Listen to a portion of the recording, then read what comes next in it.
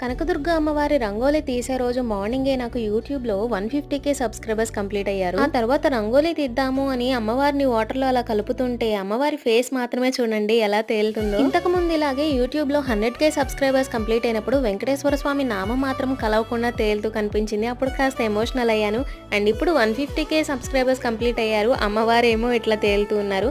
ఇది యాదృశ్చికమో లేకపోతే ఆ దేవుడు ఇట్లా నన్ను విష్ చేస్తున్నారో నాకు తెలియట్లేదు గానీ నాకైతే చాలా సంతోషంగా ఉంది. సేపటికి నాకు అమ్మవారిని చేతుల్లోకి తీసుకోవాలనిపించింది. అలా అమ్మవారిని చేతుల్లోకి తీసుకుని వదిలినా సరే మళ్ళీ వాటర్‌లో కలవట్లేదు. ఒక హాఫ్ అన్ అవర్ వరకు అమ్మవారితో ఇలాగే టైం స్పెండ్ వేరే రంగోలి వేయాలంటే ఇది తీయాలి కదా అని అమ్మవారికి నమస్కారం చేసుకుని నా చేతులతోనే నేను అమ్మవారిని వాటర్‌లో కలిపాను. ఇలా కలుపుతున్నప్పుడు చాలా బాధగా అనిపించింది. ఈ అమ్మవారి రంగోలి ఎలా వేశాననేది మెయిన్ వీడియో అప్లోడ్ చేశాను. అది కింద లింక్ అటాచ్ చేస్తాను. ఈ తర్వాత అరుణాచలేశ్వరిని కూడా రంగోలిగా డ్రా చేశాను. ఆ వీడియో కూడా చూసేయండి. ఈ వీడియో మీకు నచ్చినట్లయితే లైక్ చేయండి. ఇలానే సపోర్ట్ చేస్తూ ఉండండి. Thanks for watching.